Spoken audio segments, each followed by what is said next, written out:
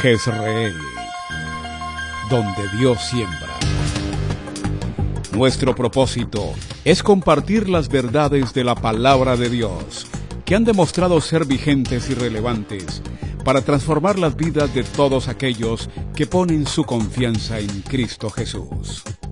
Bienvenidos a la prédica de hoy.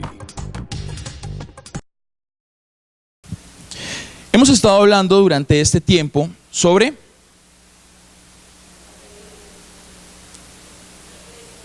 una iglesia orante. Muchas gracias. Hemos estado hablando de una iglesia orante.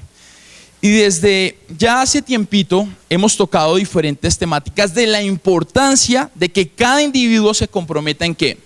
En la oración. Por eso efectivamente muchas temáticas han hablado y nos han motivado a que cada individuo efectivamente tome su posta y empiece a desarrollar una vida de oración mucho más intencional. Pero de cierta manera tiene que a la final dar un resultado congregacional. Por eso la importancia de una iglesia orante. Cuando hablamos de una iglesia orante, y quiero tomar las palabras de Manuel Osvaldo para esto, no estamos refiriéndonos a ¿qué?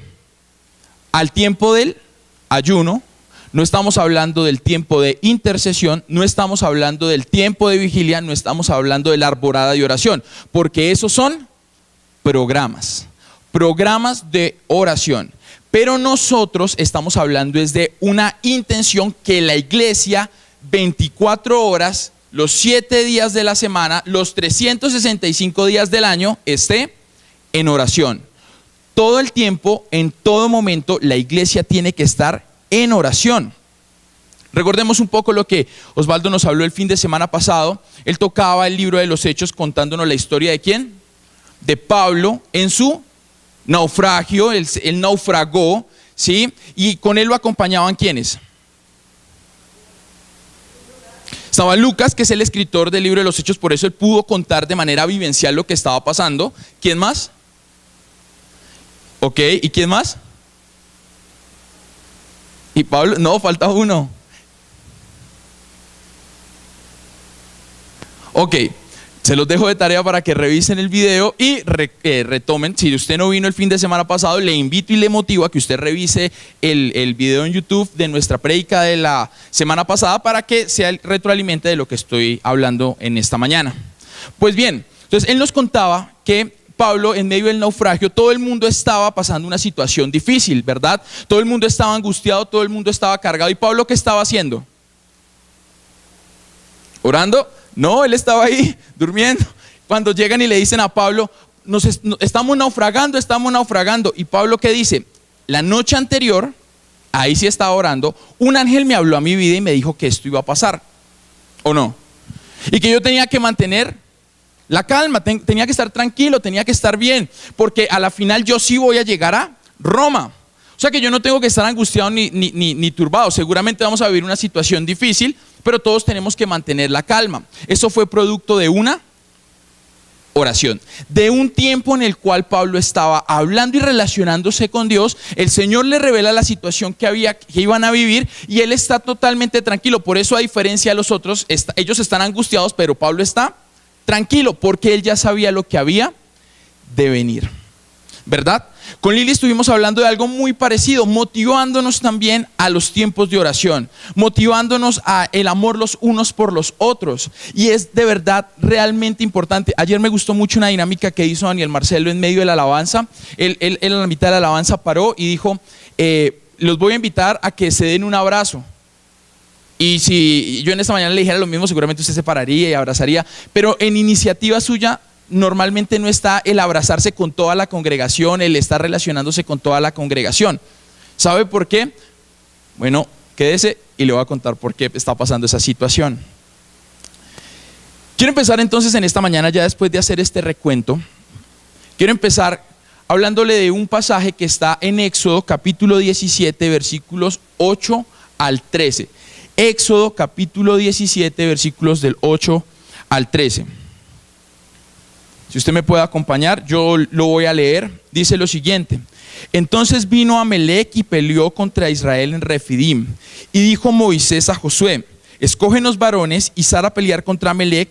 Mañana yo estaré sobre la cumbre del collado y la vara de Dios en mi mano. E hizo Josué como Moisés le dijo, peleando contra Amalec. Y Moisés y Aarón y Hur subieron a la cumbre del collado. Y sucedía que cuando alzaba Moisés las manos, Israel prevalecía, mas cuando él bajaba su mano, prevalecía Amalec. Y las manos de Moisés se cansaban, por lo que tomaron una piedra y pusieron debajo de él, y se sentó sobre ella, y Aarón y Hur sostenían sus manos, el uno a un lado y el otro al otro. Así hubo en sus manos firmeza hasta que se puso el sol. Y Josué deshizo a Amalec y a su pueblo a filo de espada. ¿Así termina? ¿No termina? ¿Cómo termina la tuya? Hasta filo de espada. Muy bien, hasta ahí termina lo que vamos a estudiar en la mañana de hoy. Quiero hacer un pequeño recuento antes de hablar de esta situación de Amalec, Josué y Moisés. Quiero contarte en esta introducción cómo era la situación de Israel. Israel, cuando estaba con Jacob, ¿sí? Cuando Jacob, José, ¿sí? Habitó en esta zona. Esta es la zona más fértil que tiene Egipto. Era la zona más fértil que tiene Egipto. Cuando Israel, muere el faraón que conocía a José. ¿Cuántos años pasó Israel en esclavitud? 400 años. El éxodo arranca diciendo 400 años después de José se levantó un faraón que no conocía la casa de José. ¿Y dónde estaba ubicado? Acá quedaba antes la capital de Egipto, pero cuando en ese tiempo, 400 años después, la capital se bajó al centro de Egipto, aquí fue donde Israel fue esclavo. ¿Ok? Cuando Israel estuvo en el periodo de esclavitud, ¿por qué se volvió esclavo? Si tú estudias Éxodo capítulo 1, dice que el faraón se asustó porque Israel se reproducía a tal punto que dijo, si dejamos que estos sigan creciendo, nos van a invadir. Esa fue la razón por la cual el faraón toma la decisión de volver a Israel una nación esclava. Cuando empieza todo el suceso, aquí es donde se desarrolla todo lo de las plagas, toda la situación de Moisés, aquí es donde se levanta Moisés. Y cuando Israel sale en peregrinación en el famoso Éxodo, de ahí sale el nombre del libro, ellos arrancan por este lado, ellos salen así, llegan hasta el Mar Rojo lo atraviesan y llegan a esta zona, al desierto de Sin. Del desierto de Sin ellos tenían que bajar y nosotros nos ubicamos en Éxodo capítulo 17 en Refidim. Aquí está Refidim. De Refidim ellos tenían que bajar al monte Sinaí, rodear el monte Sinaí, subir, y por acá, que no está en el mapa, está Canaán. Acá arriba ellos tenían que bajar, hacer esto y subir hasta llegar a la tierra de Canaán. ¿Dónde fue que Israel habitó 40 años por no haber creído en el Señor? Estuvo aquí en el monte Sinaí dándole vueltas a ese monte durante 40 años, hasta que el último de los que no creyeron en el Señor muriera. ¿Por qué le hago este recuento?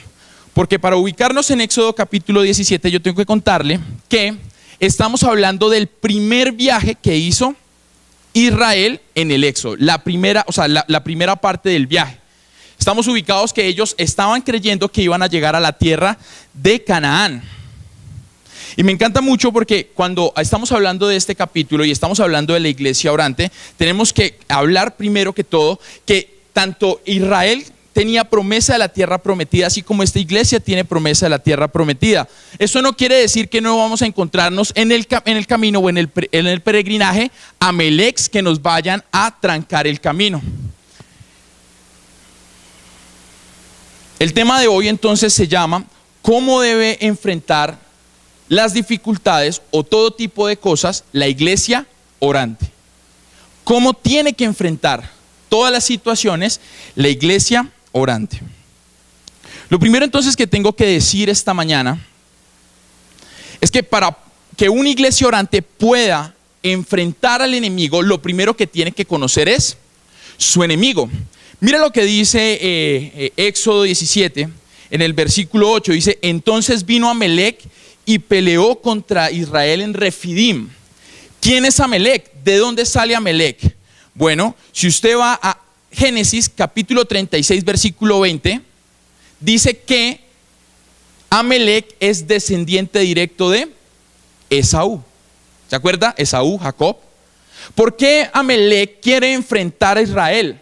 Porque su abuelo Esaú le contó las situaciones que había tenido con su hermano Jacob, le roba la primogenitura, tuvo miedo de que Israel ¿qué? Invadiera su tierra. Si de donde viene Israel, o sea Jacob, robó una primogenitura, puede entrar a invadir una tierra. Y claro, pues él entró en defensa y dijo, voy a detener la nación de Israel. ¿Qué más podemos conocer acerca de Amelec? Por favor, acompáñenme a Números capítulo 24, versículo 20. Ahí hay otra referencia que tenemos de Amelec. Números 24, versículo 20, por favor.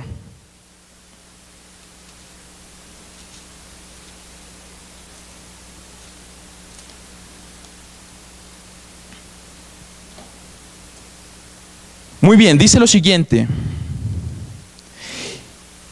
Y viniendo Amelec tomó su parábola y dijo, y por favor quiero que preste mucha atención a lo que dice. Dice, Amelec, cabeza de naciones. ¿Quién era Amelec? Era un hombre importante y poderoso. No era cualquier pelagato. Así que cuando Israel tiene que enfrentarse contra un hombre llamado Amelec, de ahí sale la nación amalecita, ¿sí? Los amalecitas son de Amelec, ¿sí? Cuando Israel se tiene que enfrentar a los amalecitas, no se está enfrentando a cualquier nación, porque ojo, ¿qué dice la Biblia acerca de Amelec? Amelec, cabeza de naciones. Yo no sé si usted sepa que Israel logró tanto esplendor en sabiduría, riquezas, que se volvió una de las potencias mundiales de su época. Si usted lee los libros de Crónicas y los de Reyes, hablando de Salomón, dice que la gente de Egipto y de los diferentes lugares iban a buscar el consejo de Salomón. O sea que Israel logró ser ¿qué? Cabeza de naciones. Porque imagínense que los imperios, porque así conocemos a Egipto, ¿verdad? El imperio egipcio, el imperio persa, todos esos imperios iban a buscar sabiduría en un pequeño reino. Bueno, aparentemente pequeño, ¿verdad? Porque si dice que Salomón era el que les daba consejo, era porque Salomón e Israel era nación grande y poderosa. Entonces, lo primero que tengo que contarle y tengo que preguntarle es, no sé si le ha pasado que usted en su vida tiene que enfrentar ciertas cosas o situaciones en las cuales usted siente que tiene que enfrentar con alguien tan poderoso que usted no lo va a poder derrotar. Me voy a explicar. Una enfermedad. Cáncer, que usted dice, esto va a ser tan difícil, tan grande, viene un tratamiento tan duro, vienen situaciones tan difíciles que no voy a poder derrotar, porque para mí esa enfermedad es cabeza de naciones, o sea, poderosa. No voy a poder derrotarlas, no voy a poder ser capaz de sobrepasarlas. Y créame, eso era el destino de Israel. Pero Israel conocía a su enemigo, por supuesto. ¿Sabe por qué? Porque Moisés, si usted se toma la referencia, Moisés consultó a Dios la noche anterior o el día anterior. Porque ¿por qué Moisés le dice a Josué, tú elige hombres y yo voy a estar en un collado con una vara? Porque Dios lo direccionó hacia eso. Eso era lo que tenía que hacer Moisés. Moisés le comunica a Josué. Josué elige hombres para enfrentar a Amelec y Moisés se sube con Aarón y con Hur a la cima del collado para prepararse para la batalla. Estoy en lo cierto, ¿verdad? Eso dice Éxodo capítulo 17, versículo 8 y 9. ¿Qué más podemos conocer acerca de Amelec? Por favor, acompáñeme a Deuteronomio 25, versículo 17. Deuteronomio 25, versículo 17.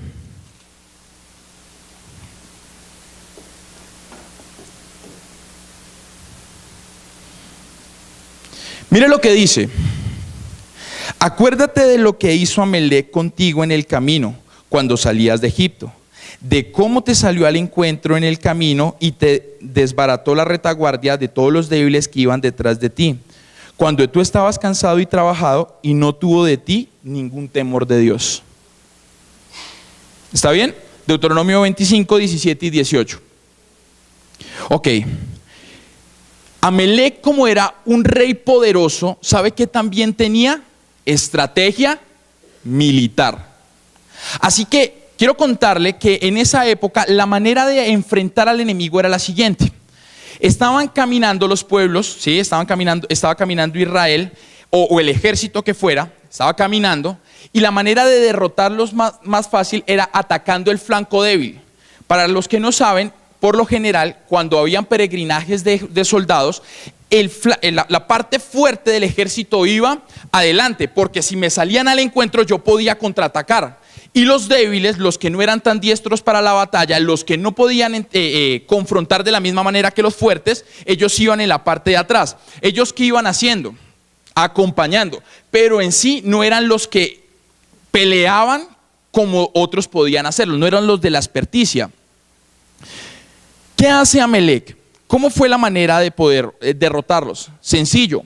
Él los esperó, ellos iban pasando, ellos tenían que pasar por caminos de montañas, él los esperó, les cayó por detrás, ¿sí? Los atacó por detrás, acabó con los más débiles y los más fuertes, ¿cómo quedaron? Estaban rodeados, no sabían qué hacer. Por eso dice, acuérdate de lo que hizo Amalek contigo, que te salió al encuentro ¿cómo? Te atacó por el flanco más débil, ¿verdad? Y dejó a tus soldados aturdidos, asustados, porque no tenía temor de Dios, no tuvo de ti misericordia. Y haciéndolo con referencia en esta mañana a que conozcas tu enemigo, yo quiero recordar que nuestra lucha no es contra carne ni sangre, que nuestra lucha es contra ¿qué? Contra espíritus, contra Satanás, contra huestes en los lugares celestiales, contra principados, contra potestades, no contra su vecino, no contra el que lo cierra en el carro, sino contra el espíritu que ha atacado la situación. Y sabe una cosa, si usted está débil, usted es un blanco facilito, y el enemigo lo sabe. Mire, Israel tuvo que vivir situaciones todo el tiempo muy parecidas. Recordemos algunas. El libro de los jueces. Libro de los jueces. La Biblia cuenta en el libro de los jueces que Israel vivía asoleado por diferentes naciones. ¿Por qué? ¿Porque Israel era bueno? No. Porque Israel hacía lo que bien le parecía. ¿Por qué? Porque estaba débil en su relacionamiento con Dios. Recuerde, si usted está débil, el enemigo lo puede atacar más fácil. Israel se dedicó a otras cosas que adorar al único Dios verdadero en el tiempo de los jueces, por lo cual todas las naciones podían atacarlos. Como ellos no estaban en relación con Dios, entonces Dios se apartaba y las naciones atacaban, invadían a Israel. ¿Y qué pasaba con Israel? Entonces ahí se acordaban que tenían un Dios que podía salvarlos, rogaban al Señor, el Señor levantaba a un juez, y ese juez no es que fuera como el juez de estrado, sino a lo que se refiere es que juzgaba, pero a nivel general, o sea, de comandante, atacaba, destruía a la nación que estaba atacando a Israel, los libertaba e Israel vivía otro periodo de paz, ¿verdad? Pero siempre que vivía un periodo de paz volvía a debilidad. ¿Le parece conocido eso? A mí me pasa. Cuando yo estoy en mi relacionamiento con Dios, no tan fuerte, me cierran en el carro y le aseguro que no pienso cosas como, Señor, bendícelo, amén, aleluya, gracias por la vida del que me cerró. Pienso otras cosas, porque el enemigo lo que espera es que yo en mis momentos de debilidad flaquee, y él espera para atacarme, porque el enemigo no tiene temor de Dios. Satanás no tiene temor de Dios. Es así de sencillo. ¿Qué otras situaciones? Pensemos en Nehemías y Esdras. Esdras, el que encontró el libro de la ley, el que reconstruyó el templo. Nehemías, el que reconstruye la ciudad. Los dos en la misma época. Pero siempre tenían ¿qué? Enemigos que los acechaban. Y ¿sabe qué me parece chistoso? Que mientras que ellos construían, al principio se les burlaban, como que miren a estos perdedores reconstruyendo una ciudad. Pero cuando ellos empezaron a ver que Israel fue tomando otra vez forma, se empezaron a asustar y empezaron a atacar. Porque Israel siempre que ha intentado volver a ser fuerte, el enemigo lo quiere derribar. Mientras que están débiles, los podemos acabar.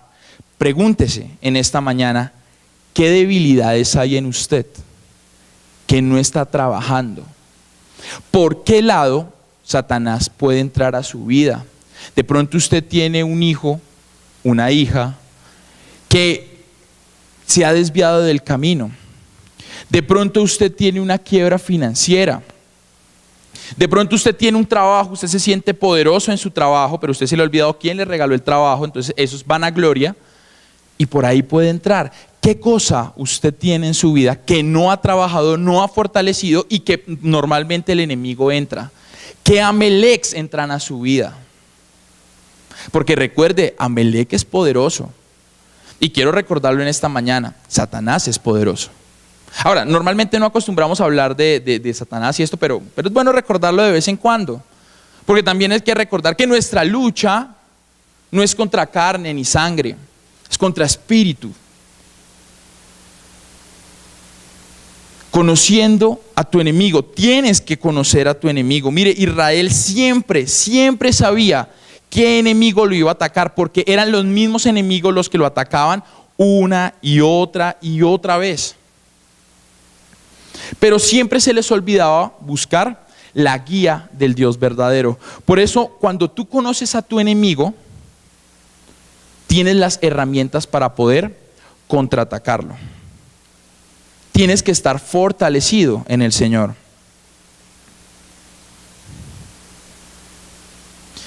El segundo punto que quiero trabajar esta mañana es qué actitud debe tener la iglesia en tiempos de amenaza, de situaciones que tiene que enfrentar.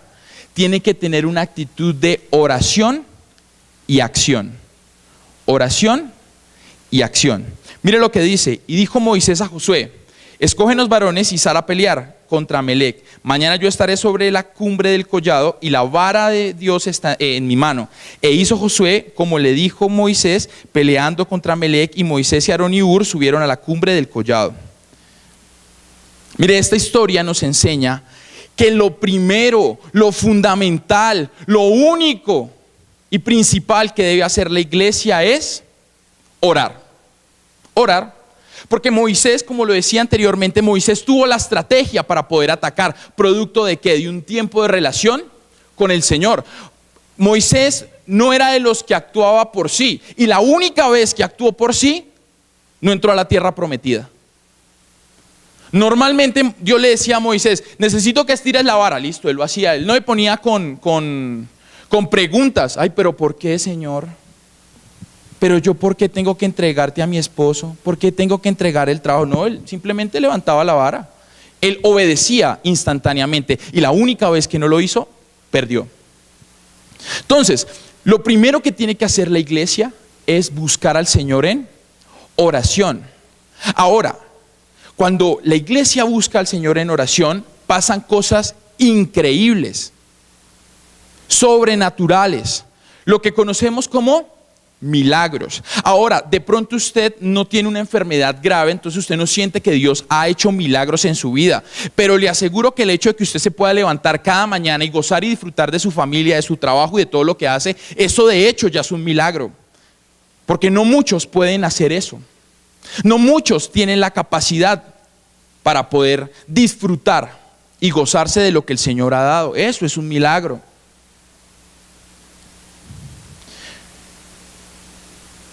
Es importante que la iglesia busque siempre el auxilio del Señor a través de la oración. Es importante que la iglesia recuerde que es a través del único Dios verdadero que puede lograr todo lo que ha tenido. Ahora, cuando no hablamos de la iglesia, no hablamos de la institución, porque seguramente usted piensa solamente aquí, en las paredes que tenemos. Pero la Biblia dice que la iglesia somos todos. A mí me encanta pensar en Jesús cuando le dice a Pedro, tú eres Petro, ¿sí? O Petra, y sobre ti edificaré mi iglesia. ¿Sabe qué significa la palabra Petra? Que en la traducción siempre decimos es piedra, de ahí sale Pedro, pero en realidad la palabra Petra significa piedra pequeña. Piedra pequeña. ¿Sí? Y lo que quiere decir Jesús en este momento es, mira, yo soy la piedra angular, ¿sí? Sobre la cual se va a construir el cimiento. Y tú eres la primera piedra pequeña sobre la cual vamos a hacer este muro. Tú eres la pequeña piedra de todas las piedras pequeñas que vamos a conformar la iglesia, ¿verdad? Por eso la iglesia somos tú y yo. Recuérdalo, la iglesia no es esto. Si no hubieran paredes acá y estuviera sin micrófono hablando, esto es iglesia. Porque esto sigue siendo congregación. Por fortuna tenemos los medios para que sea cerrado. Pero lo importante es que tú sepas y entiendas que la iglesia, o sea, tú y yo, lo primero que tenemos que buscar es el amparo y el auxilio del Señor. Pero después Jesús dice lo siguiente, tú eres Petra y sobre ti edificaré mi iglesia. Y después dice, y las puertas del Hades. Porque nuestra lucha no es contra carne, recuérdelo siempre, las puertas del Hades jamás prevalecerán contra ella. Jamás. No hay situación que no podamos derrotar en oración. No existe. Por eso en esta mañana también quiero agradecer al Ministerio de Intercesión. Porque es importante recordar la tarea que estas mujeres, y confiando en el Señor, hombres, desarrollaremos, porque si hablamos de una iglesia orante, todos nos tenemos que comprometer en oración. La tarea que ellas hacen. Pero el ideal es que toda la iglesia sea orante. O sea, todos intercedemos, todos vigilamos, todos hacemos, todos buscamos como primera medida el favor del Señor. El segundo entonces aquí lo segundo que hay que hacer es acción. Pero quiero explicar esto porque a veces cuando hablamos de oración y acción pensamos lo siguiente. Quiero poner un ejemplo en mi papá, porque es muy chistoso. Él me decía, hijo, es que yo ya le oré al Señor para hacer tal contrato. Y yo, ¿sí? Ah, bueno, súper chévere. Sí. ¿Y vas a esperar en él? No, yo ya empecé el contrato. Espérate, ¿y Dios ya te confirmó? No, pues es que yo sé que Dios me va a ayudar, entonces sencillo. Ojo, porque cuando hablamos de acción, no nos estamos refiriendo a ayudar a Dios. Si usted es como yo soy una persona, a mí me gusta hacer muchas cosas. Correr, usted me ve, yo soy todo hiperactivo, no me puedo quedar quieto. Yo quisiera ser como Osvaldo que se queda acá. No, a mí me gusta moverme porque me gusta estar moviendo, o sea, activo, ¿verdad? Y como me gusta hacer tanto, cuando yo le pido algo a Dios, a mí me gusta ayudarle a Dios. Y sabe que en el último tiempo, le estoy hablando en los últimos 2 meses, yo he tenido que aprender por experiencia a quedarme quieto. Con mis discípulos, por ejemplo. Porque de verdad, si hay algo que, y quiero confesarles algo, mi lado débil en realidad son mis discípulos. Si usted me quiere ver dolido y triste, o sea, cuando usted me vea en situaciones así es porque algo está pasando con mis discípulos que no puedo hacer. O sea, que yo quisiera obligarlos y decirle 1 más 1 es 2 y usted tiene que hacer 2. Y de malas, son 2. Pero como yo no puedo, porque en mi accionar yo no puedo obligar a nadie, entonces yo tengo es que depender. Y sabe que en este tiempo he aprendido a depender. En todo, en mi casa, en mi vida familiar, en el ministerio, en todas las cosas yo he tenido que aprender a orar y decir, listo Señor, yo espero. Y me ha pasado N veces en este último tiempo. Quiero contarle entonces para esto una pequeña historia. Con mi esposa, nosotros dijimos, el apartamento donde vivimos es demasiado lejos, porque quiero contarle el por qué le estoy diciendo esto, o una de las cosas por las cuales le digo esto. Dijimos, nos queda muy lejos, la distancia nos está frenando, o sea, tenemos que estar más activos, queremos estar más cerca de la iglesia. Bueno, entonces empezamos todo el plan de de búsqueda del famoso apartamento. En ese tiempo Osvaldo y pues los de la sede estaban en peregrinación, así que nosotros tuvimos la idea en peregrinación. Osvaldo volvió de peregrinación, nosotros le contamos la idea, él nos dijo listo, este es el presupuesto, y se volvió a ir de viaje. Entonces nosotros empezamos a buscar apartamentos bajo ese presupuesto y empezamos a hacer como pensábamos era conveniente. Y empezamos a ver, y empezamos a ver, y empezamos a ver, a buscar. Y todos los apartamentos eran mucho más caros, además porque estamos hablando de esta zona que pues todos sabemos que es pues costosa y nos habían dado un presupuesto cerrado. Entonces cuando nosotros empezamos a buscar y toda la situación, pues ninguno nos llamaba la atención o pasaban ciertas situaciones que no, o eran más caros de lo que nosotros queríamos. Nosotros seguíamos orando, pidiéndole al Señor, pero a la final seguíamos haciendo. Recuerde, el hacedor siempre quiere estar ahí activo. Un día, Alejandra, yo estaba buscando por internet de metro cuadrado y me salió un apartamento, no sé de dónde, además porque las especificaciones estaban súper erradas. Entonces yo pues abrí ese apartamento y lo vimos y ella le dijo, uy, ese apartamento está muy chévere, ¿por qué no vamos? Y se subía de nuestro presupuesto, de lo que habíamos hablado con Osvaldo. Entonces dijimos, no, muy caro. Y ella me dijo, pues camine, ¿eso qué? Vamos a ver, con ver no nos cobran. Entonces nosotros dijimos, listo, bien. Y decidimos tomar entonces paso a ir. Cuando fuimos al apartamento, mire, nosotros entramos a ese apartamento y fue como... Porque lo primero que vimos, ¿sabe qué fue? La sala. Usted entra al apartamento y es una sala gigantesca. Joshua decía, esto es un salón comunal. O sea, quiero que se haga la idea de lo que es la sala. Cuando nosotros entramos, lo primero que pensamos fue, aquí podemos hacer vida estudiantil. Y aquí podemos atraer a nuestros chicos, compartir, tener reuniones, va a ser cerca a la iglesia, pero se nos pasa del presupuesto. Ok, Osvaldo volvió de su viaje y nos sentamos a hablar del tema del apartamento. Nos preguntó, bueno, ¿y ustedes qué, se han visto apartamentos? Y nosotros, sí hemos visto. Nosotros estábamos enamorados de ese apartamento, pero sabíamos que era más caro.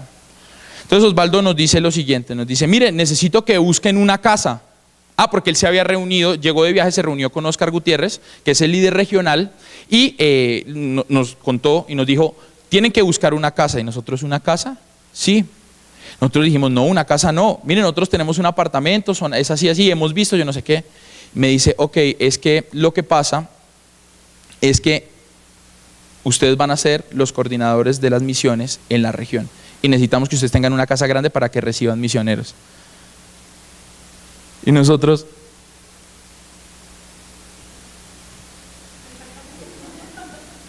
fue así, fue increíble. ¿Y sabe qué? Lo que más me costó a mí personalmente fue haber esperado. Eso fue un jueves, esa reunión. El martes nosotros estábamos ayunando, nosotros normalmente ayunamos por el ministerio, por la casa, por todo, los días martes, con el ayuno general. Y tuve un tiempo muy especial con el Señor, donde el Señor me dijo literalmente lo siguiente, me dijo, tranquilo, ese va a ser su apartamento, yo se lo voy a dar, no busque más. Y yo, pero Señor, no busque más, ese va a ser. ¿Usted sabe lo que a mí me cuesta eso? Es súper duro. Yo le dije, listo Señor, yo te creo. Y el jueves recibimos la noticia. Y al día de hoy, mañana estamos trasteándonos a ese apartamento. Pero es producto de haber creído. ¿Por qué la iglesia flaquea en oración? Porque no cree. O sea que cuando hablamos del accionar de aquí es para creer, para confiar. ¿Sí? Si el Señor me pide que espere, eso es una acción, yo espero. Si el Señor me dice avance, yo avanzo. Si el Señor me dice a la derecha, a la derecha. Ese es el accionar que debe tener la iglesia. ¿Qué le dijo Moisés a Josué? Ármate de varones, búscate unos varones para enfrentar a Amalec. Y mientras que tú estás allá, yo estoy arriba. Esa es la estrategia. Diferente a la de Amalec, que fue por detrás caer a la retaguardia. Y es que los planes con el Señor siempre son perfectos. Cuando yo creo y confío, pero para eso yo tengo que orar y tengo que accionar conforme a lo que Él me diga. Además, ¿cómo voy a hacer eso si no escucho esto? Ojo, escuchar esto no es venir los fines de semana, ir en su carro y poner la radio, escuchar las temáticas en YouTube.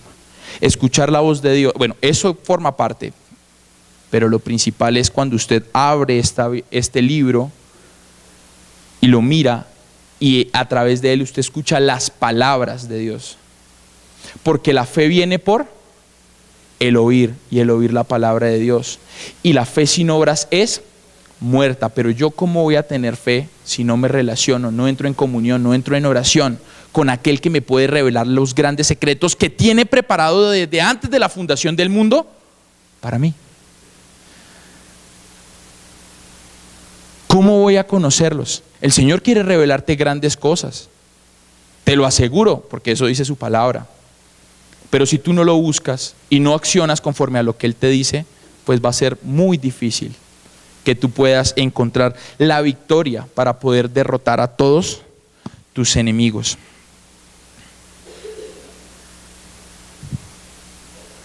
El tercer punto que quiero tocar, entonces en esta mañana, voy a pedir el favor a Moni que si me pone los videos.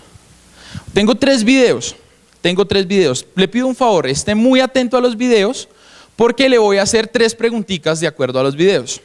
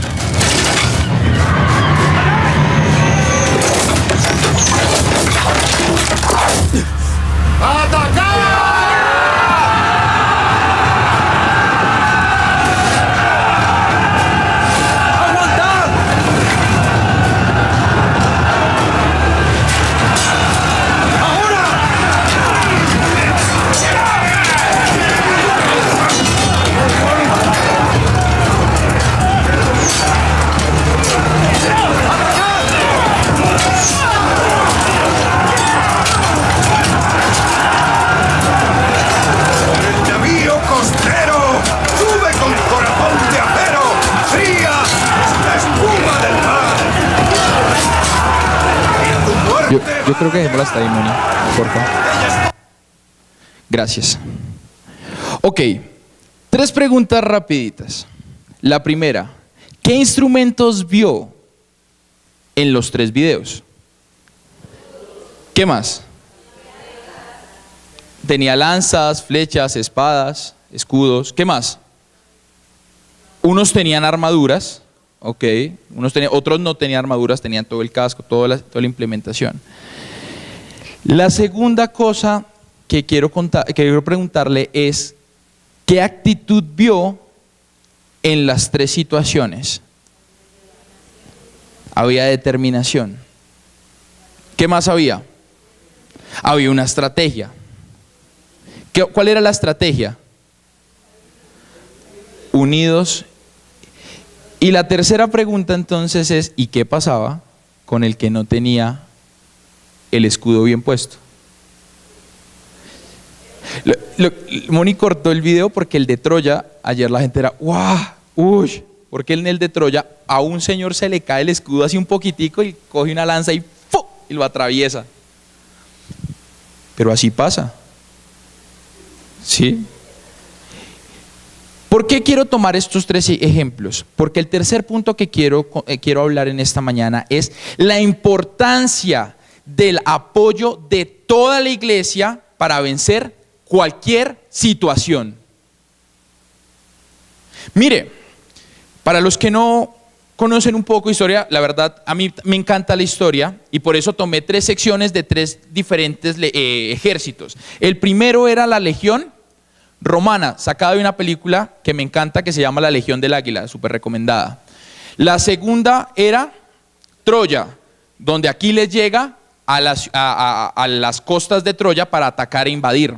Y la tercera es la serie de vikingos. O sea, estamos hablando de romanos, griegos y vikingos. Los 3 ejércitos tenían una estrategia. ¿Cuál? Una estrategia que se inventó el ejército romano, o que le puso nombre el ejército romano, no se la inventaron, que se llama la defensa en tortuga. No sé si se dio cuenta que los diferentes escudos, o sea, los escudos eran diferentes. Unos eran más largos, otros eran redondos pero pequeños y otros eran cóncavos. O sea, los de Troya eran, los de los griegos eran cóncavos. Me parece muy interesante porque cuando ellos cogen y se acorazan, hacen una tortuga. ¿Quién está delante? El líder. El líder. Y aquí tenemos que hablar entonces de la labor que ha hecho Manuel Osvaldo de motivarnos a ser una iglesia orante. Él está dentro, él es el Aquiles que salía ahí, que viendo por una fracción de los escudos, iba diciendo, muévanse conmigo, adelante, y todos empezaron a moverse hacia adelante como tortuga, ¿sí? Todos iban acorazados. Y lo que le digo, en el video de Troya, cuando se cae el escudo de uno solo baja el escudo, ¡pum!, entra la flecha, entra la lanza, perdón. Y la gente de la iglesia hizo, ¡uy!, porque fue horrible esa escena. En el de Vikingo fue la misma historia. No sé si se dio cuenta que Ragnar, que es el comandante de ahí, él está ahí viendo, él está viendo la situación y él dice, cuando yo diga, listo, y 2 escudos hacen como una puerta, como una ventana, y hay un man con unas flechas esperándolo para atacar. Porque el líder es el que está en la brecha. Pero el líder no puede solo. El líder depende de un cuerpo. Y es el ejemplo que hay acá. Éxodo 17 dice lo siguiente: y sucedía que cuando alzaba Moisés su mano, Israel prevalecía, mas cuando él bajaba su mano, prevalecía Amalec. Y las manos de Moisés se cansaban, por lo que tomaron una piedra y le pusieron debajo de él, y se sentó sobre ella Aarón. Y Aarón y Hur sostenían sus manos, el uno de un lado y el otro del otro. Así hubo en sus manos firmeza hasta que se puso el sol, y Josué deshizo a Amalec y a su pueblo a filo de espada. Seguramente usted conoce a Aarón, ¿verdad? Yo de Aarón no tengo que dar muchas referencias, hermano de Moisés, y aparte de eso, Dios le dio un trabajo especial que era el sacerdocio. El primer sacerdote de la casa de Israel en el tabernáculo fue del linaje de Aarón, hermano de Moisés. Moisés representaba la autoridad política, por así decirlo, de Dios, y Aarón representaba la imagen sacerdotal, ¿sí? Él era la parte religiosa, por así decirlo, del pueblo israelí, eran los 2 referentes. Pero aquí aparece un tercero en escena, Hur. Porque Josué tú lo conoces, o sea, uno lee el libro de Josué y sabe quién es Josué, comandante, ayudó a entrar a la tierra prometida, comandó el ejército, pero ¿quién es Hur? ¿De dónde sale este hombre llamado Hur? Pues bien, Hur, para los que no lo conocen, es el abuelo del orfebre que hizo toda la parte del tabernáculo, los arreglos en oro y todo lo que se llevó el altar de bronce, todas las situaciones lo hizo el nieto de Hur. O sea que Hur fue una persona importante. El orfebre se llama Bezalel. Bezalel, él fue el orfebre del tabernáculo. La tradición judía, y ojo, esto no lo dice la Biblia y quiero hacer esa referencia, la tradición judía dice que Ur era el esposo de Miriam, la hermana de Moisés. No lo dice la Biblia, no lo puedo asegurar, solo quiero hacer el comentario. ¿Por qué? Porque en la iglesia hay Aarones, pero también hay Ures. Seguramente usted puede que sea un Ur. De pronto usted no es un líder visible, no es de los que está en la alabanza, no es de los que está en los diferentes planes que tenemos como iglesia, pero usted, por ejemplo, evangeliza, usted de los que habla. ¿Sabe por qué? Porque todo aquel que pertenece a Senfol tiene que ir de acuerdo con la visión de Senfol. ¿Y cuál es la visión de Senfol? La misión, perdón, de Senfol. Hacemos discípulos y desarrollamos líderes para alcanzar las naciones. O sea que todo integrante de la familia Jezreel y de la familia Senfol es un líder. Es un discípulo que también es un líder. Seguramente usted es un Ur. No tan conocido, pero relevante. Si usted lee Números capítulo 1, cuando toda la parte de los espías, mientras que Moisés organizaba toda la planeación, en Números capítulo 1, aparece Ur. Ur estuvo al cuidado del campamento mientras que Moisés se dedicó a otra cosa. Ur y Aarón. O sea que Ur era una persona relevante, solo que no está nombrado como Aarón. Pero es importante.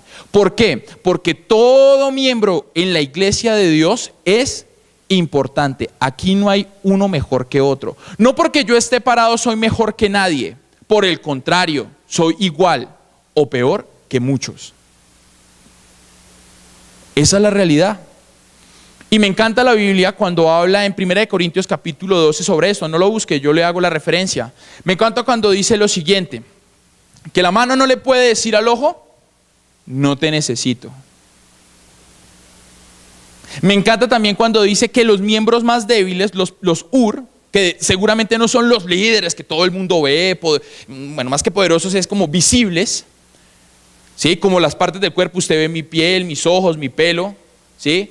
Pero usted no puede ver mi corazón, a menos de que me abran y usted pueda ver mi corazón.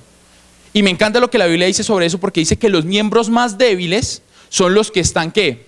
Mejor protegidos. Y que los que son honorables o honrosos, ¿sí? Refiriéndose a las partes íntimas, están ¿qué? Tapados y cubiertos. ¿Por qué? Porque si hay un miembro débil, hay que protegerlo, hay que cuidarlo. Cuando hay un miembro débil, alguien dice, mire, estoy pasando por una situación, no sé, se me acaba de morir un familiar, operación tortuga. Claro, porque el dardo del enemigo está ¿qué? Atacando. Y puede que pase lo que le pasó al escudo de Ragnar, que le botaron una flecha y ¡tum! Atravesó el escudo. Puede pasar, donde su fe se vea un poquito afectada, porque recuerde que según la referencia de la armadura en Efesios capítulo 6, el escudo es de la fe, el escudo de la fe. ¿Con que yo qué? Apago, freno, paro los dardos encendidos que Satanás todo el tiempo está botando. Y si mi escudo se baja un poquito, pues yo tengo que entrar y defenderlo. Si hay una persona que bajó su escudo, yo tengo que cubrirlo con mi escudo. Pero qué triste es pensar que cada individuo en la congregación piensa solo en sí mismo. Ustedes se reúnen los domingos en la mañana. ¿Cuántos de ustedes se conocen entre ustedes? Por eso les decía que me pareció muy bonita la dinámica que Daniel hizo ayer, de que todos se abrazaran. Es muy lindo, el compañerismo es necesario. Es necesario. Usted no es un ente en esta iglesia. Usted forma parte de un cuerpo. Usted es una piedra pequeña que conforma el gran muro que se llama iglesia. Usted es importante, relevante en esta sociedad eclesial. Pero ¿sabe qué? Un abrazo no es señal de amor, es señal de compañerismo. Porque para que haya amor, yo tengo que tener cuidado del otro. Yo tengo que cuidar al otro. ¿De qué me sirve abrazar si no cuido? Tengo que cuidar. Son necesarios los unos de los otros. Aquí es importante decir lo que dice Gálatas capítulo 6 versículo 2, me encanta este pasaje, mire lo que dice: sobrellevad los unos de los otros las cargas y cumplid así la ley de Cristo. Esto no se lo inventó Osvaldo, lo de la iglesia orante, ni me lo inventé yo, ni lo sacamos de un manual. Esto es lo que Cristo dijo: sobrelleven las cargas los unos de los otros y cumplan así mi ley. El que se inventó esto fue el mismo Dios. ¿Y usted sobrelleva las cargas de otro? ¿Cuántos de ustedes se preocupan porque se enfermó el hijo de una de los miembros de la iglesia? ¿Acaso usted lo sabe? ¿Cuántos de ustedes han pasado quiebras económicas y la iglesia los ha cubierto? Es un llamado a todos nosotros, y ojo, me incluyo. ¿A qué? A cubrir, a guardar a los miembros del cuerpo. Eso es una iglesia orante. Obviamente aquí hay que aclarar y también decir que para que la iglesia lo cubra, usted tiene que mostrar su debilidad. Esto es un trabajo de cooperación. Pues usted dice y nosotros lo cubrimos, porque tampoco somos adivinos. ¿Sí? O sea, todavía no se nos ha dado eso de que aparezcan letreros en la cabeza: Pepito está mal. Ah, bueno, vamos a cubrir a Pepito. No, pues eso forma parte también del trabajo. Venza su orgullo y comente la situación para que el resto lo cubran si sus brazos están cansando. Moisés lo hizo, vea, y estamos hablando de la cabeza, ¿no? Moisés es la cabeza de este ejército. Y Moisés tenía las manos arriba y empezó así. Yo me imagino que le decía, porque claro, cansa tener las manos arriba. Imagínense todo el día tener las manos arriba. Si uno ya lleva 5 minutos y el ácido de acá abajo le empieza a quemar, uno está así como, empieza a temblar, ya del dolor. Este hombre tenía que sostener las manos todo el día arriba. ¿Necesitó de quién? De los Aarones, que son los líderes que se están capacitando en la academia. Por eso den gracias a Dios por la academia. Eso es ser un Aarón. Pero también necesita de los Ur, que aunque de pronto no están tan comprometidos como deberían o como se podría, son necesarios. Este trabajo, o más bien para ser más explícito, esta dinámica que Dios ha puesto en el corazón de Manuel Osvaldo, no se va a poder llevar a cabo si usted no se compromete. Porque todos nosotros tenemos que comprometernos. Tenemos que ayudarlo, sostenerle los brazos, porque a veces los brazos de él se cansan. Él es humano también. Y aunque usted lo ve acá, como es él también se cansa. Y ahí es donde hay que ayudarle a sentarse, porque hay que traerle la piedra, ¿se acuerda? A veces toca ayudarlo a sentarse y a que ponga sus manos, porque si no el ejército de Amalek, ¿qué? Nos gana. Nos gana. Todos nos necesitamos los unos de los otros. Mire lo que dice Romanos capítulo 12, versículos del 4 al 7, dice: porque de la manera que en un cuerpo tenemos muchos miembros, pero no todos los miembros tienen la misma función, así nosotros, siendo muchos, somos un cuerpo en Cristo, y todos los miembros los unos de los otros. Usted no le puede decir a su vecino, al que tiene al lado, si tiene a su esposo, pues chévere, pero si usted tiene a alguien que no conoce, usted no le puede decir, no, yo no lo necesito. Usted lo necesita. Usted necesita del cuerpo. Si usted piensa que usted puede solo, tengo que decirle una triste noticia, y es que eso no es verdad. Usted necesita del cuerpo para poder seguir adelante, porque por eso somos un cuerpo. Si no, seríamos entes separados en diferentes situaciones. La iglesia orante, por lo cual, debe trabajar así, protegiéndose, cuidándose, amándose, orando los unos por los otros. Ayer ponía un ejemplo y era lo siguiente. Yo no sé si a usted le ha pasado que usted ve que su hermano, o sea, su compañero de iglesia, está en una situación difícil y usted dice, ay, pobrecito, no, si viera el hijo de Pepita, terrible ese chino. Y mi pregunta es, ¿y usted cuánto ora por él? ¿Usted solamente de los que compadece o de los que toma también acción? Porque eso es la iglesia orante, una iglesia que ora en el pie de la brecha, una iglesia que está vigilante, una iglesia que no le importa en oración sostener a los otros. Eso es una iglesia orante. Hace poco tenía una charla con Joshua Ávila y con Daniel Machado en diferentes situaciones y le dije, mire, yo he pensado últimamente, y es producto de todas estas meditaciones que le digo que he tenido en estos últimos meses, yo he pensado lo siguiente y es, a mí de verdad yo quiero llegar a un punto en mi vida en el cual de verdad yo ore por el que me roba,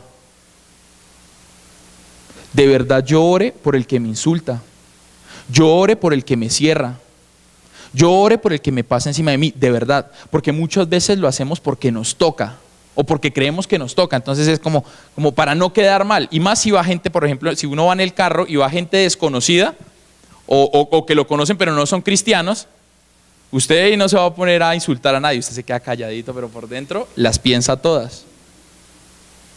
Pero yo en realidad sí quisiera llegar a un punto en donde a mí me cierran, yo freno el carro y digo, Señor, bendice a esta persona, no sé qué situación esté pasando, pero Señor, en el nombre de Jesús te pido que se la soluciones. Eso es lo que yo desearía. O el que me insulta, usted es un hijo y yo, Señor, gracias, quién sabe qué cosas hay en su corazón, porque tu palabra dice que la abundancia del corazón habla la boca, así que en su corazón debe haber cosas malas, en el nombre de Jesús, sánale los dolores que tenga. ¿Usted se imagina si como iglesia hiciéramos eso? Yo quiero llegar a ese punto.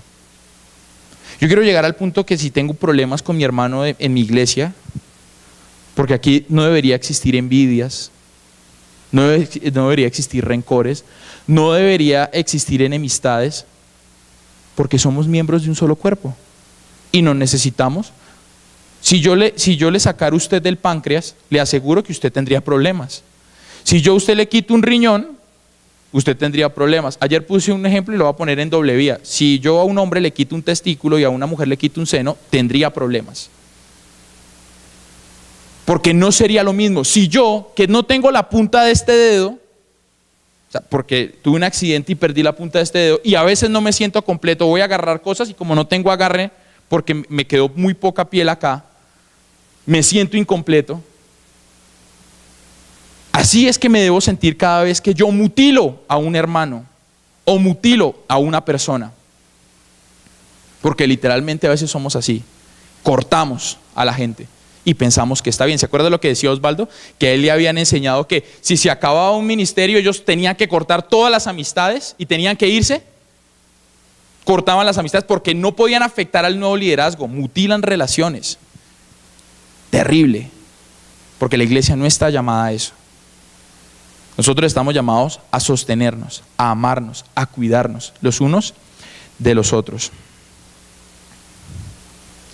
Quiero entonces concluir en esta mañana con 3 aspectos que se me hacen importantes y relevantes. El primero, en la vida cristiana tendremos que enfrentar al reino de Satanás, pero qué bueno es saber que la Biblia nos enseña qué cosas debemos hacer ante nuestros enemigos. En esta vida, en este mundo en el que vivimos, siempre tendremos que enfrentarnos a Satanás. Y eso es claro. Por eso usted tiene que conocer a su enemigo. Tiene que tener claro que su lucha no es contra su vecino. Por eso le digo que a mí me gustaría orar por la persona, porque el tema no es carnal, es espiritual. Ahora, quiero hacer una referencia que hice ayer. Una referencia de Yacine Ángel Abdel Rodríguez Díaz, me presento, mucho gusto, ¿sí? Una referencia mía. Y es que yo cada día me convenzo más que, por ejemplo, las enfermedades psiquiátricas son enfermedades espirituales. Y en la Biblia hay ejemplos. El endemoniado gadareno. un esquizofrénico. Lea el patrón de conducta del endemoniado gadareno y lea los patrones de conducta de un esquizofrénico y va a ver que es lo mismo. Yo por lo menos me convenzo de eso, no sé usted, no pretendo acá adoctrinar cosas que no son. Si usted quiere, estúdielo y hablamos. Pero todas las enfermedades que vivimos son productos de algo. Dicen que el cáncer es producto de no perdonar, de tener rencor e ira contra alguien.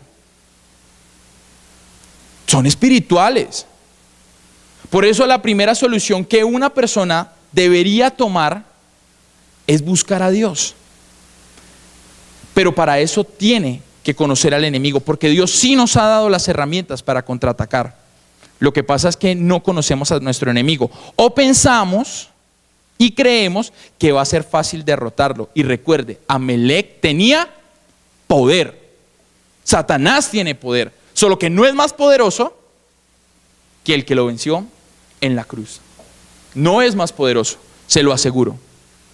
Aunque usted lo vea y aunque usted lo piense, no es más poderoso. Por eso usted tiene que conocer a su enemigo.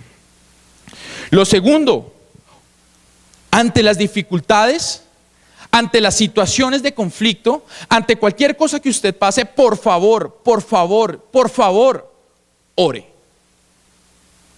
Ore. Y actúe simultáneamente, pero no para ayudar a Dios, recuérdelo, no se trata de ayudar a Dios. Usted actúa para creer conforme a Dios le diga, a la derecha, a la izquierda, arriba, abajo, haga esto, haga aquello. Usted actúa en obediencia, conforme a lo que Dios le diga, no conforme a lo que usted cree que es, porque si no, está errando en el trabajo. Ore y actúe simultáneamente. Y el tercer punto, como un cuerpo en Cristo, todos debemos apoyarnos con nuestro tiempo, habilidades, recursos, para que las pruebas se superen en el menor tiempo. Usted se imagina donde estuviéramos viviendo una situación de divorcio en la iglesia y toda la iglesia entrara a cubrir en oración, seguramente el matrimonio se restaura.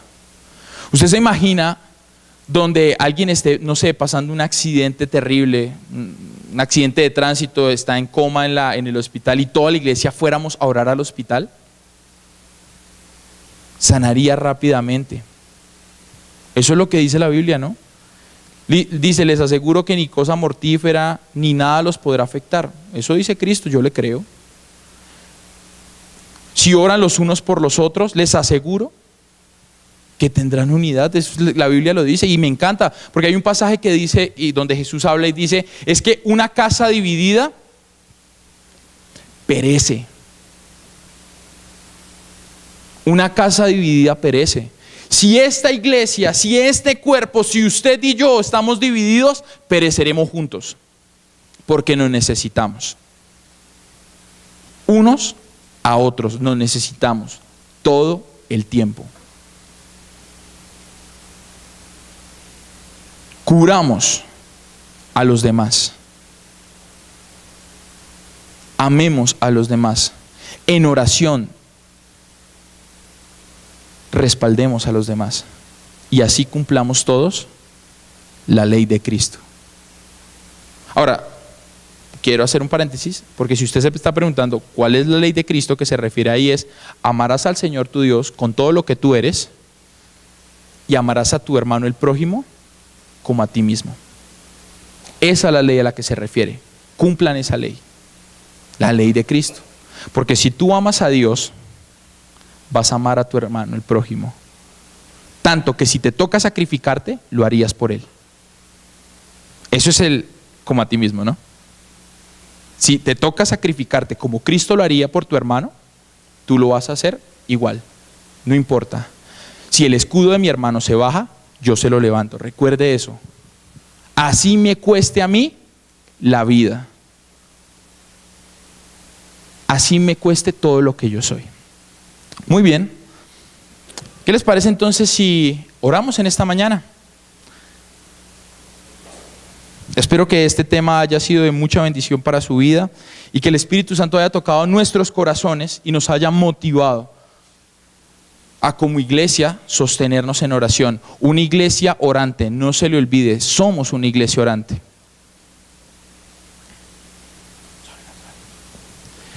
Así que yo le invito a que usted cierre sus ojos y mientras que los de la alabanza se van acomodando, usted abra sus labios y diga: Señor Padre, yo te agradezco en esta mañana. Te agradezco en el nombre de Jesús porque me has permitido, Señor, entrar en tu iglesia, en tu cuerpo. Gracias, Padre Santo, por todo lo que me permites vivir acá, Señor. Yo te pido en el nombre de Jesús que si yo soy un Ur, Señor, en esta mañana me comprometas. Crece en mí el querer como el hacer, Señor, de manera intencional, en oración, estar sosteniendo esta iglesia. Padre, yo te pido en el nombre de Jesús que si yo soy un Aarón, un líder un poco más comprometido, yo te pido en el nombre de Jesús también, Señor, que seas tú motivando mi corazón, Señor, por medio de todo lo que tú me instruyes, a poder llevar el reino de los cielos a los que lo necesitan, tanto en la iglesia como fuera de ella. Gracias. Y yo le invito a que en esta mañana usted se levante de su puesto, se coja de las manos. Vamos a cogernos de las manos. Yo sé que no es una costumbre normal, pero le invito a que usted se agarre de las manos, porque somos un cuerpo en unidad. No permita, no se agarre solo con su esposo o su esposa. Agárrese de la mano con el que desconoce. Y usted en esta mañana dígale: Señor, gracias por este cuerpo que me has regalado. Gracias por mi hermano de la derecha. Gracias por mi hermano de la izquierda, mi hermano, mi hermana. Gracias por las bendiciones, Señor, que derramas en su vida. Gracias por las pruebas, Señor, que les permites vivir. Gracias, Señor, porque todas las situaciones, como lo dice en tu palabra, nos ayudan a bien. Gracias, Señor, gracias. Gracias. Yo bendiga a su hermano de al lado. Dígale: yo lo bendigo en el nombre de Jesús. Padre Santo, todas las necesidades que esté pasando, en el nombre de Jesús, súplelas conforme a tus riquezas en gloria en Cristo Jesús. En el nombre de Jesús. Dile ahí, orando por tu hermano: enséñame a amarlo, enséñame a cuidarlo, enséñame a orar por él, Señor, por ella, y así por todos los miembros de este cuerpo, Señor. En el nombre de Jesús. Gracias por todas las cosas que nos regalas, el ministerio de intercesión, Señor. Gracias, Señor, por lo que nos has regalado a través de ellos. Gracias porque estas mujeres y estos hombres, Señor, han estado en el pie de la brecha, batallando, batallas que toda la iglesia tendría que batallar, Señor. Gracias, Señor, gracias por sus vidas. En el nombre de Jesús, comprométenos a nosotros, Señor, a ser intercesores también. Gracias también por lo que nos regala, Señor, por medio de la academia. Y bendiga al Señor por la academia. Dígale: Señor, gracias, porque a través de ella tú me instruyes, tú me enseñas, Señor. Y ahora que vamos a empezar una nueva etapa en la capacitación, dele gracias por lo que el Señor le va a hablar a su vida. Si usted de pronto es un Uri y todavía no está en la academia, dígale: Señor, de pronto en mí no hay un sentir todavía en mi corazón de capacitarme un poquito más intencional.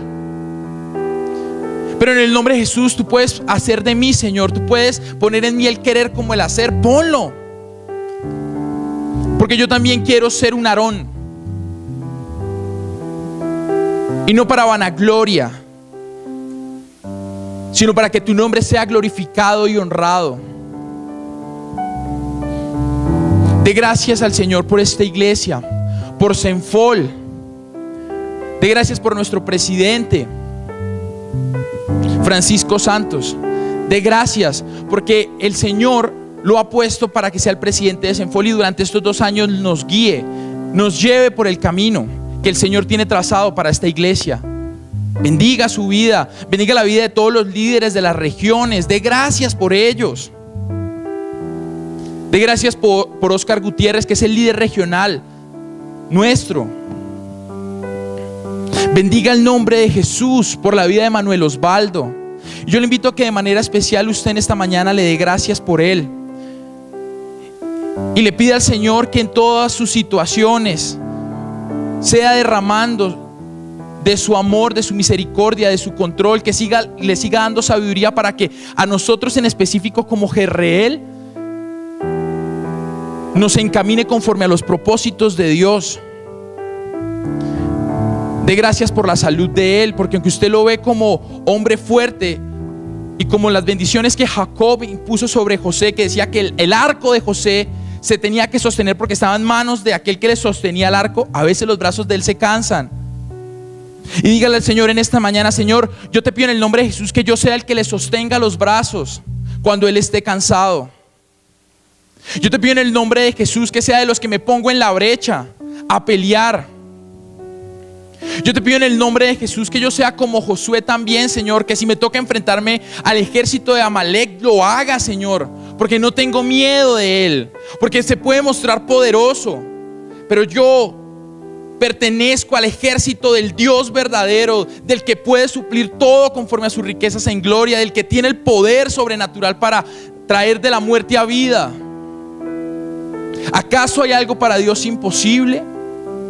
Si usted lee anteriormente lo que estábamos viendo en Éxodo 17, en los primeros versículos, se habla sobre la peña de Oreb. En medio del desierto, Israel se quejaba porque tenía sed, y Dios le dijo a Moisés: háblale a la roca para que salga agua de ella, porque Dios puede hacer salir agua de las piedras si Él quiere. Él es Dios. Pídele al Señor por esta iglesia, para que todos los líderes, tiempos completos, nos sostengamos en el ministerio y siempre miremos al mismo punto. Pídale también para que los líderes de células, de grupos vida, se sostengan en el ministerio, fijando su vista en el objetivo. Pídale en el nombre de Jesús a usted que de pronto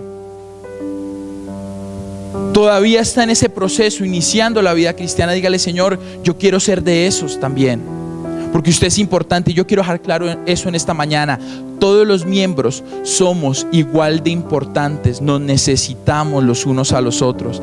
Así que yo bendigo su vida en el nombre poderoso de nuestro amado Jesús. Doy gracias por lo que el Señor hace en usted, por lo que ha hecho y por lo que hará en su vida, en su familia. Así que en esta mañana usted también bendiga su casa. Dé gracias por sus hijos, los que tienen hijos. Dé gracias por sus padres, los que tienen padres todavía vivos. Honremos no solamente a nuestros padres naturales, también a nuestros padres espirituales. Honre a su líder. Dé gracias a Dios por la vida de su líder, por la vida de Manuel Osvaldo. Ore con más intensidad también, porque la tentación está ahí a la puerta. Demos gracias al Señor por esto. Y como iglesia démosle y honremos el nombre del Señor, porque Él es nuestro Dios, un Dios sobrenatural, hacedor de milagros, sostenedor de esta iglesia. Recuerde, las puertas del Hades no prevalecerán, pero la iglesia tiene que estar fuerte. Cuando venga el Hijo de Dios, ¿hallará fe en la tierra? Una buena pregunta que hace Jesús. ¿Hallará en nosotros fe? ¿O seremos una iglesia débil, asustada de los Amaleks que se nos paran al frente? Alza tu voz y honra el nombre del Señor en esta mañana.